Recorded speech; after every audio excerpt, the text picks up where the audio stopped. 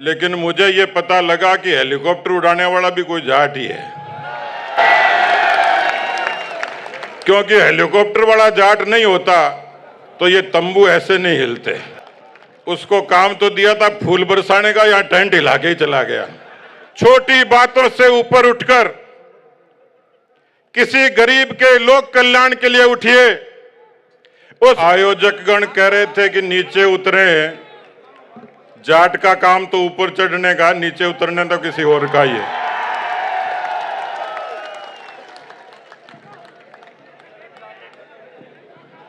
अभी ये पूरी दुनिया को पता लग गया कि राजस्थान की राजधानी में विद्याधर नगर में जाटों का कोई महाकुंभ है, लेकिन मुझे ये पता लगा कि हेलीकॉप्टर उड़ाने वाला भी कोई जाट ही है, क्योंकि हेलीकॉप्टर वाला जाट नहीं होता तो ये तंबू ऐसे नहीं हिलते। उसको काम तो दिया था फूल बरसाने का, यहां टेंट हिला के ही चला गया। ये काम जाट ही कर सकता है। बोलिए भारत माता की जय, बोलिए वीर तेजाजी महाराज की। महाराजा सूरजमल अमर रहे, महाराजा सूरजमल अमर रहे, सरदार भगत सिंह अमर रहे। आज इस किसान कौम के महाकुंभ के अवसर पर मंच पर विराजमान परम पूज्य संत शक्ति, मंच पर विराजमान किसान कौम के राजनीति, समाज, व्यापार, धर्म, इन सब क्षेत्रों के तमाम वीर शिरोमणि, जाट कौम के वो सब लोग जो पसीने और परिश्रम से इस समाज का गौरव आगे बढ़ाते हैं, मैं उस मंच का प्रणाम करता हूं। मेरे सामने बहुत बड़ी संख्या में इस कौम की माताएं, बहनें, बेटियों, सम्मानित बुजुर्गों और नौजवान भाइयों, देरी बहुत हो गई और कोई भी समाज और राजनीति को मंच हुए तो जको बोलनियो वक्ता हुए बने एक सहूलियत हुए, तो मारी तरह एक नेता हो, नेताजी आपको भाषण शुरू करो, 5 मिनट होया, 10 मिनट होया, आधी घंटो होयो, तो पीछे एक आदमी लठ लेके खड़े होयो, तो नेताजी ने लागो कि इतनी देर तो ठीक ठाक चल रही बात, तालियां भी बाज रही, अब की गड़बड़ लागे, तो नेताजी में लठाणे ने पूछो भाई क्या बात है, तो लठाड़ो बोले नेता तू तेरो भाषण दियो जा, मैं तो बहन ढूंढन लाग रहा हूं जगह तने बुलायो है। अब मन तो राजा राम जी मील बुलायो भाई। किसान सरदारों, अंग्रेजी इतिहासकार कर्नल जेम्स टॉड, उन्होंने लिखा कि हिंदुस्तान की धरती पर एक ऐसी कौम है जो लड़ाका है, जिसको कभी जीता नहीं जा सका। लेकिन कर्नल जेम्स टॉड की इस पंक्ति के आगे मैं जोड़ना चाह रहा था कि इस धरती पर जब किसान का, जाट का पसीना गिरता है तो यह धरती अन्नपूर्णा बनती है, और उस किसान कौम में, कोख में पैदा होकर कोई नौजवान सीमा पर लड़ता है तो इस भारत मां की आन बान शान की रक्षा होती है। इस देश की वीरता का इतिहास, इस देश के परिश्रम का इतिहास, यह आपकी कौम के नाम लिखा गया है। कौन भूल सकता है महाराजा रणजीत सिंह जी के उस जज्बे को? कौन भूल सकता है महाराजा सूरजमल की उस प्रतिष्ठा और संकल्प को? क्या सरदार भगत सिंह के फांसी के उस फंदे को कोई भूल सकता है?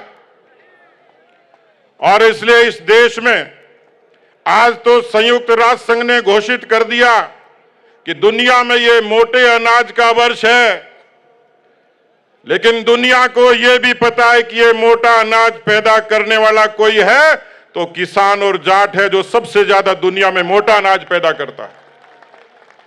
मोटा खाने वाला, मोटा पहनने वाला और मोटी बात करने वाला। इस कौम में वो जज्बा है, वो समर्पण है और इतिहास गवाह है। इस भारत के दुनिया के आधुनिक युद्ध की एक लड़ाई लड़ी गई जिसको कारगिल युद्ध का नाम दिया गया। इतिहास गवाह है कि दुश्मन चोटी पर खड़ा था, भारत के जांबाज नीचे धरती से लड़ रहे थे। मुझे सौभाग्य मिला उस तहसील में, गांव में पैदा होने का। मैं उन शहीदों की अंत्येष्टियों में जाता था, उन जाट शूरवीरों की अंत्येष्टियों में जाता था। मेरा सीना गर्व से चौड़ा हो जाता था जब मैं उनकी छातियां देखता था। एक भी बेटे के पीठ में गोली नहीं थी, तमाम के छाती पर गोलियां होती थी। वो कारगिल की चोटी पर शहीद होने वाले आपके कौम के लड़ाका थे। इसलिए मैं निवेदन करना चाहता हूं, मुगलों से संघर्ष, अंग्रेजों से संघर्ष, और इस देश का सबसे बड़ा मुद्दा कोई है लोकतंत्र। उस लोकतंत्र का रक्षण करने का काम किसी ने किया तो आपकी किसान कौम ने किया। इस देश के लोकतंत्र को ताकत देने का काम किया। इस देश के गांव के लोकतंत्र को, गांव के सद्भाव को जिंदा रखने का, गांव को स्वावलंबी बनाने का, गांव को आत्मनिर्भर बनाने का राजनीति की बेड़ियां तोड़कर किसी ने किया तो आपकी कौम ने किया, जाट कौम ने किया। और इसलिए किसान सरदारों में निवेदन करना चाह रहा हूं, थोड़ा समय की नजाकत देखिए। ये लड़ाई लटकी नहीं है, ये लड़ाई बुद्धि कौशल की है। हम किसी से कम नहीं है, न परिश्रम में, न खेती में, न जज्बे में, न देशभक्ति में। और मैं इसलिए निवेदन करने के लिए आपके बीच में आया हूं, आप इतना ही समझ लीजिए, मैं तो चूरू जिले के एक छोटे से किसान के घर में पैदा हुआ हूं और पिछले 35 वर्षों से राजनीति में हूं। मेरी मां ने मुझे संस्कार दिए, मेरे माता पिता ने संस्कार दिए, मेरे पुरखों ने संस्कार दिए। मैं भी स्वतंत्रता सेनानी परिवार से आता हूं। मैंने वो सब देखा जो एक गरीब व्यक्ति देखता है। भूख देखा, अपमान देखा, तिरस्कार देखा, विरोध देखा, संघर्ष देखा। और जब पहली बार रेलगाड़ी से जयपुर की धरती पर उतरा तो यथा समुद्र देखकर मन में यह कल्पना आई थी कि शायद इस शहर में मेरी जगह नहीं है। मैं उस शहर और गांव की मानसिकता से भी लड़ा, लेकिन किसान के परिश्रम की, किसान के मेहनत की और किसान के ईमानदारी की ताकत क्या होती है, आज मैं दुनिया की सबसे बड़ी पार्टी के सबसे बड़े प्रदेश का अध्यक्ष बना हूं तो ये तमाम किसान कौम की उस मेहनत का, उस आशीर्वाद का परिणाम। हमारे खून में देशभक्ति है, हमारे खून में आस्था है और इसीलिए मैं 2-2 बार राम जी की सेवा के लिए गोलियों का मुकाबला करते हुए कार सेवा में चला गया। हम तिरंगे को प्यार करते इसलिए मैं कश्मीर की घाटी पर चला गया, 7 दिन सेंट्रल जेल में रहा। मैंने ये जज्बा पाया तो मेरी कौम के खून से पाया है, उनके आशीर्वाद और संस्कारों से पाया है। और इसलिए किसान सरदारों, नौजवान भाइयों, समय की नजाकत को समझिएगा। जो जाट गांव में सोशल इंजीनियरिंग के लिए जाना जाता था, सामाजिक सद्भाव के लिए जाना जाता था, जो परिश्रम, मेहनत और ईमानदारी, देशभक्ति के लिए जाना जाता था, हमारा चरित्र वही है और ताकत भी वही है। इसलिए 36 कौम के साथ, हमारी उन किसान कौमों के साथ, हमारे गांव की माटी की वो तमाम कौमें जो पंचायती राज में आपके पीछे खड़ी होती थी, उनमें भेद पैदा करने की कोशिश हुई है। इस नजाकत को समझिए, बुद्धि कौशल का इस्तेमाल करिए।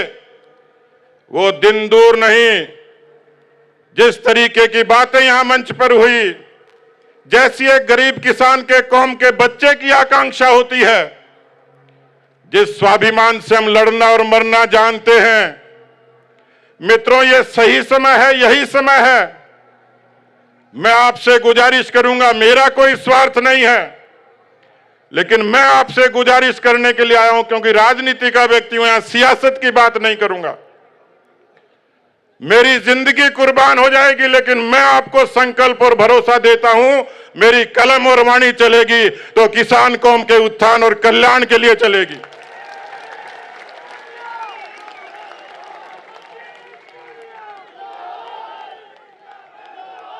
इसलिए मैं आपसे निवेदन करने के लिए आया हूं। समय बदल गया। बड़ी खुशी होती है कि एक बेटी, एक बहन, एक नौजवान गांव में संघर्ष करता है, नौकरी के सपने देखता है। कितना उसको तकलीफ होती है, लेकिन मैं आप लोगों को निवेदन करना चाहता हूं, मैं आप सब लोगों को यह निवेदन करना चाह रहा हूं, ये खुशी तब होती है कि जब हमारी बेटियां फाइटर प्लेन उड़ाती हैं और पूरी दुनिया में आपका नाम रोशन करती हैं। हमारे यहां कहा जाता है, हालांकि आप सब लोगों ने कुरीतियों से भी संघर्ष किया है, आप सब लोगों ने नवाचार को भी अपनाया है, लेकिन अभी भी समाज में जो कुरीतियां उनको ठोकर मारिए। हमारे यहां कहा जाता है कि जब एक बेटी पढ़ती है, एक बेटी बढ़ती है, दो घरों को संस्कारित करती है। किसान कौम की मातृशक्ति ने ही वही करामात की है, अपनी कौख से ऐसी प्रतिभाएं पैदा की हैं। मैं अपनी बात को खत्म करूंगा। मैं 2019 में लंदन गया पहली बार। मिसकम्युनिकेशन हुआ, मुझे लेने के लिए जो आने वाले थे वो पहुंच नहीं पाए। मैं विदेश की धरती पर पहली बार गया, मुझे घबराहट भी थी। इतने में से मैंने देखा कि एक नौजवान एक गुलदस्ता लेके मेरी तरफ बढ़ा। उसने अपना परिचय दिया, गुलदस्ता दिया, ये कहा कि लंदन में आपका स्वागत है। मैंने कहा भाई कौन हो? वो झुंझुनू जिले का जाट था जो किसी एमएनसी में नौकरी करता था, जिसने मुझे वहां स्वीकार किया।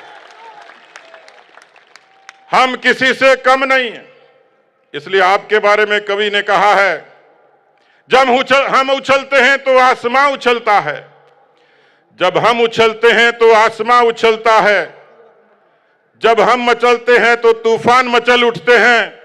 हमें बदलने की कोशिश न कर जमाने, जब हम बदलते हैं तो इतिहास बदल उठते हैं। मित्रों, छोटी बातों से ऊपर उठकर किसी गरीब के लोक कल्याण के लिए उठिए, उसको सहारा दीजिए, उसको संबल दीजिए, दूसरी कौमों से भी सीखिए। मैं इतना ही निवेदन करूंगा कि ये सदी आपका इंतजार कर रही है। हम सब लोग मिलकर एक ताकत बनकर इस समाज और देश में अपनी प्रतिष्ठा को, कौम के सम्मान को आगे बढ़ाएंगे। बहुत बहुत धन्यवाद। जय हिंद, जय भारत।